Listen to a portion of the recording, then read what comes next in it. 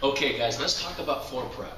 This product can be installed over plywood, OSB, or any kind of concrete subfloor. For the plywood subfloors, guys, just repair as necessary. Look for loose boards, screw them down. Fill in the seams, the cracks, and the joints so it's flat. For slab subfloors, make sure you scrape the subfloor. Okay, you sand down the high spots, and where needed, use a self-leveling compound to make sure the floor is flat. These planks can be cut with a saw if you have one, or even as easy as a simple utility knife and a carpenter straight edge.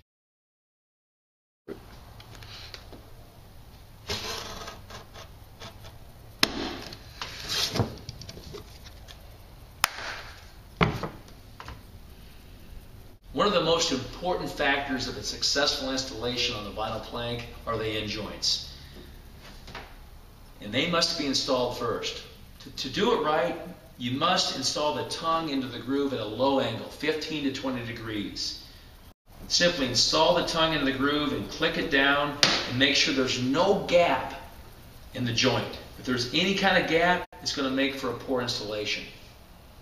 Begin laying the planks from the left side of the room to the right side of the room. And make sure you put the tongue against the wall you start from, not the groove, but the tongue. Once you determine how you're going to lay the planks, what direction, make sure you measure the room for its squareness, and also make sure you measure the room to see where you're going to end up on the last row of planks. If it's anything less than 2 inches, you've got to adjust the first row of planks. You don't want little 1-inch planks, it won't look good.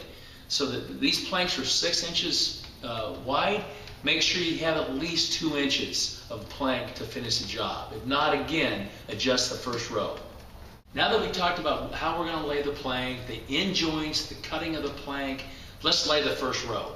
Now that I measured the room, I know that I need, for the first row, 2 full planks and a 16-inch plank. So I've already made the cut. Let's put the first row in.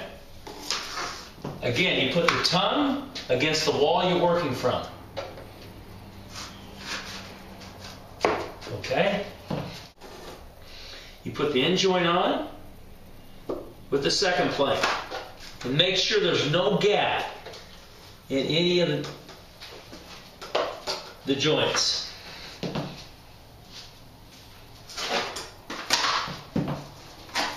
And finally, the 16-inch cut.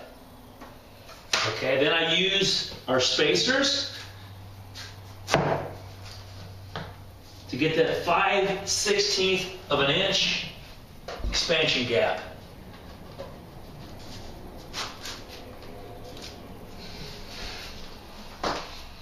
Now for the second row.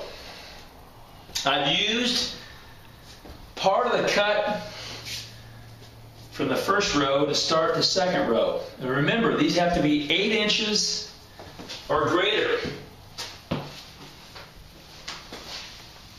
Again, I lay it on the floor. I will not put the side grooves in yet. The key is to put the end joints in first.